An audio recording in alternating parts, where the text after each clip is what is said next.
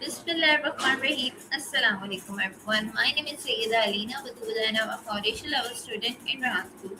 So today I will ask some questions from Maya on the topic of whatever and she will give me answers. So let's start. Hi Maya, how are you? Well, alaikum assalam. I'm doing great. Thanks for asking. How are you doing today? So I'm doing good. So my first question from you is what does whatever usually mean when people say it? Basically, it's a way of saying anything where it doesn't matter. But in real conversation, it usually depends on the vibe. It can be a chill way of letting someone else choose, like whatever you want for dinner, or it can be a bit dismissive, like a verbal shrug when someone's just done with a conversation. Is indifference a choice or a feeling that develops over time?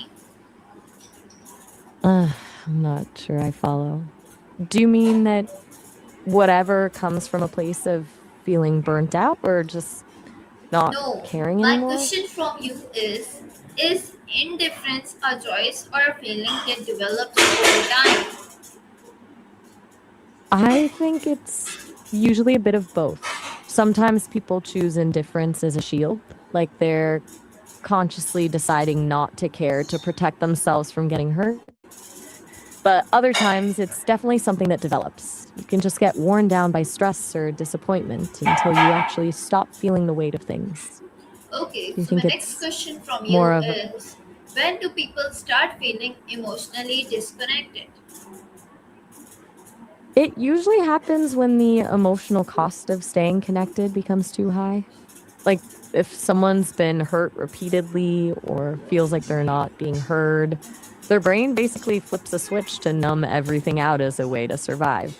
It can also happen during huge life shifts or burnout where you're just so overwhelmed that you run out of emotional energy to actually feel things. Can saying whatever be a form of self protection? Definitely. Using whatever can be a really quick way to shut down a conversation before it gets too deep or too painful. It's like a wall. If you act like you don't care, then whatever the other person says can actually get to you. It's much easier to be indifferent than to be vulnerable. Okay, so my next question from you is does indifference come from sadness or exhaustion? It's usually a mix, but I'd say exhaustion is the bigger driver. Sadness is an active, heavy emotion. It's something you feel deeply. Indifference is the absence of feeling. It's what happens when you've been sad or stressed for so long that you're just spent. You've run out of the energy required to even be sad anymore, so you just go numb. Why do some people stop reacting to the things that once mattered? It's usually a sign of a shift in perspective, or sometimes just survival. When someone has been through enough disappointment or trauma, their brain starts prioritizing stability over passion. The things that used to trigger a big reaction just don't feel worth the energy anymore because the reward isn't there. It's like an emotional callus. You've been rubbed raw for so long that you've just grown a thick layer over it. Okay, so my next question from you is can too many disappointments lead to emotional numbness? Absolutely. When you're hit with disappointment after disappointment, your mind eventually tries to protect you by turning down the volume on everything. It's like a circuit breaker. If there's too much emotional surge, the system just shuts off to prevent a total meltdown. You stop feeling the lows, but the trade off is that you often stop feeling the highs too. What situations make people feel nothing matters? Usually it's the moments where there's actual stakes, like when someone you really care about is in trouble, or when you're fighting for something you truly believe in. It's those high pressure situations that force you out of that numb state because the risk of doing nothing is suddenly worse than the pain of feeling everything. Is emotional distance always a bad thing? Not necessarily. In some cases, it's actually a survival tool. Like if you're in a toxic environment or a high stress job, a bit of distance helps you keep your head clear and stay objective. It prevents you from getting swept away by everyone else's chaos. The Okay. problem only really starts. So my Yeah, next Jen. question from Got you another question? is, how can indifference be How temporary? what? Yeah, it can definitely be temporary. Usually So it's my just next a phase question of from recovery. you is, how does stress contribute to emotional shutdown? I'm assuming you mean stress? If so, it's basically like an overload. When you're under constant pressure, your body stays in fight or flight mode, which floods you with cortisol. Eventually, your brain just can't sustain that level of intensity, so it shuts down to protect itself. It's a way of going into power save mode because you're just emotionally bankrupt So do people hide feelings behind whatever? all the time. It's one of the most common masks people use, saying whatever allows someone to exit a conversation without having to admit they're hurt, angry, or overwhelmed. It's a way to keep their pride intact while signaling that they're actually really bothered. They just aren't ready or willing to talk about why. Okay, so my next question from you is, what happens inside the mind during emotional detachment? It's like the brain's version of a safety fuse blowing. The parts of the brain that process intense emotion, like the amygdala, get overwhelmed. So the mind creates a psychological distance to dampen the impact.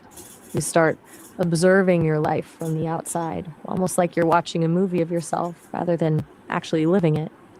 It's a state of Okay, dissociation where the so connection my between a next question situation from and you is indifference a way to avoid pain? exactly, it's a shortcut to safety. If you can convince yourself and the world that you don't care, then nothing can actually hurt you. It's much less scary to feel nothing than to feel a pain you can't control. Okay, so my next question from you is, can silence sometimes express more than words? Definitely, silence can be incredibly loud. Depending on the moment, it can mean a thousand different things. It could be deep comfort between two people who don't need words, or it could be a heavy, tense wall of anger. Sometimes So, staying silent is the Thanks. so Ready now for the can you next one? tell Or me? So now can you tell me, why do people stop expressing their opinions? usually it's because they've learned that the cost of speaking up is higher than the benefit. Maybe they've been dismissed, judged, or shut down too many times, so they just stop trying. It's basically a social survival instinct. If sharing your truth only leads to conflict or feeling misunderstood, silence feels like the safer, easier option. Okay, so now can you tell me, is whatever a sign of giving up or moving on? It can be either, depending on the energy behind it.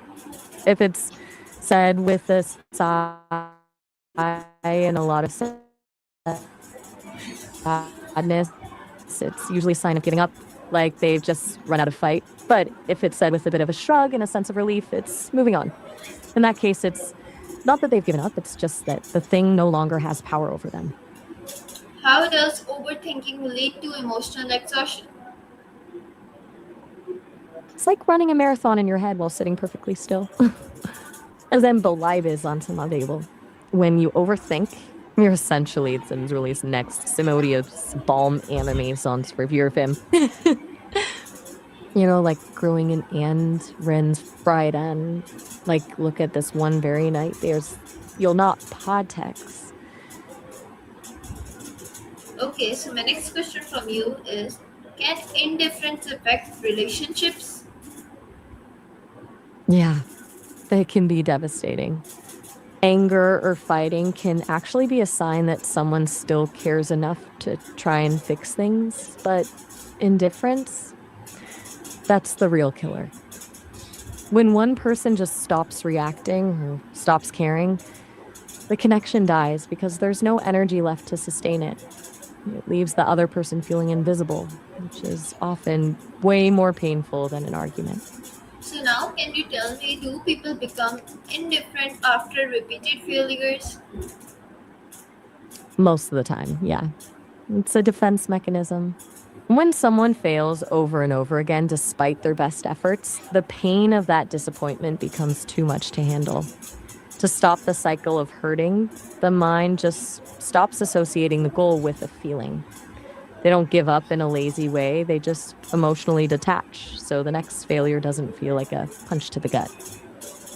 Okay, so my next question from you is it possible to be cared too much and then you stop caring completely? Yeah, it's actually a known psychological response. When a person is under extreme prolonged fear or trauma, they can hit a point of emotional saturation. It's like the brain's panic button gets stuck or just burns out. You stop crying Okay, because you've now moved can you past the tell point me of active.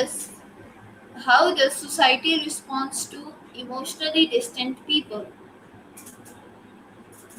Usually, society is pretty harsh about it. People tend to label emotionally distant people as cold, arrogant, or heartless because they mistake the shield for a lack of empathy. Most people feel uncomfortable around that kind of silence or indifference because they can't read the person, and that unpredictability makes them uneasy. They see the wall, but they rarely stop to ask why the wall was built in the first place. So my next question from you is can indifference be mistaken for confidence? All the time.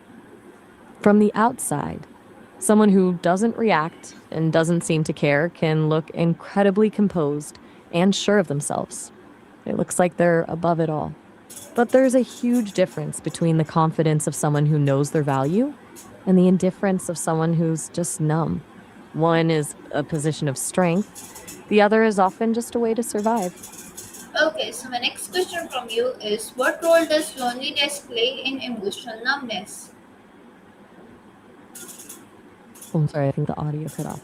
What Okay, role do I. what What? role does loneliness play in emotional numbness? Loneliness can be the catalyst. When you feel truly alone, not just physically, but like no one actually gets you, you start to feel that expressing your emotions is pointless. If there's no one to receive your feelings or validate them, your mind eventually just stops producing them. The numbness becomes a way to cope with the void. It's easier to feel nothing than to feel the crushing weight of being alone. Okay, so my next question from you is why do people emotionally disconnect from family and friends? Breach of trust or a lack of emotional safety. If someone feels like their vulnerabilities are being used against them, or if they're constantly judged instead of supported, they'll instinctively pull away. It's a way of creating a safe distance. Okay, Sometimes it's not even one big fight, but just a slow realization that the people closest to them don't actually see or understand who they really are. does constant comparison lead to emotional withdrawal? Definitely. When you're constantly measuring your life against someone else's highlight reel, you start to feel like you're always losing. Eventually, that feeling of inadequacy becomes so exhausting that the only way to stop the pain is to stop caring entirely. You withdraw because it's safer to be indifferent than to keep feeling like you're not enough. Okay, so my next question from you is how does pressure affect emotional response? Hmm. Hmm. Pressure usually acts like a compressor. At first, it can sharpen your responses, making you more focused or urgent. But when that pressure is constant and overwhelming, it eventually crushes your ability to feel nuance. You either snap into a state of high reactivity, like anger or panic, or you completely collapse into that numbness we talked about. Your brain Okay. just stops processing the small emotions because it's using every bit of energy just to handle the pressure. Is indifference a sign of strength or weakness? I think it's usually mistaken for strength, but in reality, it's more of a survival tactic. True strength is being able to feel the pain, the fear, or the disappointment and still move through it. Indifference is just a way of avoiding the fight. It looks strong because it's stoic and unbothered, but it's actually a form of surrender. You're not winning the battle, you're just leaving the battlefield entirely. Okay, so my next question from you is, can someone feel empty but it still function normally? Yeah, absolutely. It's actually a very common experience. People call it high functioning numbness. You can go to school, do your work, laugh at jokes, and hit all your goals, but inside, it feels like you're just following a script. You're essentially operating on autopilot. Your brain knows how to perform the human parts of the day, but there's no emotional spark behind any of it. It's the most Okay, so my exhausting way next to live question because from you're you basically is what does emotional burnout look like? it looks like a complete depletion of your emotional battery.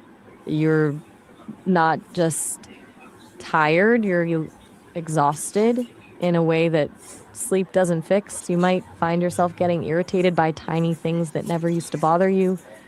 Or conversely, you might just stop reacting entirely. You lose interest in things you used to love, and even the people you care about start to feel like a chore. It's basically Okay, when your mind says, I can't do this so anymore, my and next question from you is, why do people stop just shuts the reacting to lights off. good news or bad news? It's usually because they've hit a state of emotional saturation. When you've been through too many extreme highs and lows, your brain starts to flatten everything out to protect itself. It's like your emotional range has been compressed. You stop feeling the peaks and the valleys because the shock of news just doesn't register anymore. You're not necessarily unhappy, you're just emotionally neutral. Can whatever become a habit of thinking? Yeah, it definitely can. When you use whatever as a shield long enough, it stops being a reaction and starts becoming a lens. You start subconsciously looking for reasons to be indifferent about everything before you even have a chance to feel something. It's a way of preemptively checking out of life, so you don't have to deal with the risk of disappointment. It becomes a mental shortcut. Your brain just goes, why bother caring? Let's just go with whatever. Okay, so my next question from you is indifference a way to avoiding conflict? Absolutely. It's the ultimate conflict avoidance tool. If you don't have an opinion, if you don't care about the outcome, and if you just say whatever, there's nothing for the other person to argue with. It's like becoming invisible in a fight. The problem is that while it stops the immediate argument, it doesn't actually solve the problem, it just lets it fester under the surface. How do unresolved emotions lead to detachment? It's like stuffing too many things into a drawer. Eventually, it just jams shut. When you don't process emotions, they don't just disappear, they pile up. To keep all that heavy, unresolved stuff from overflowing and overwhelming you, your mind builds a wall to keep it all locked away. The catch is that you can't selectively numb your emotions. When you shut out the pain and the anger, you accidentally shut out the joy and the connection too. That's how you end up detached. Okay, so my next question from you is, can music or art express indifference? Yeah, definitely. Art and music are often the only ways people can actually express indifference or numbness. Sometimes a song isn't about a big, dramatic heartbreak, it's just about that flat, hollow feeling of not caring anymore. The minimalism in some art or the slow, repetitive drone in certain music can perfectly capture that whatever vibe that gives a voice to the emptiness in a way that actual words usually can't. Okay, so my next question from you is what triggers emotional shutdown in teenagers? Usually a combination of huge biological shifts and intense social pressure. For teenagers, the stakes for everything feel incredibly high: friendships, school, identity. And when they feel misunderstood by adults or rejected by their peers, it can feel catastrophic. If they don't have a safe place to process those feelings, their brain just flips the switch to shutdown mode to handle the overload. It's basically an emotional survival mechanism. Okay, so my last question from you, and the very important one, can trauma lead to indifference? Yes, absolutely. It's one of the most common ways the mind handles trauma.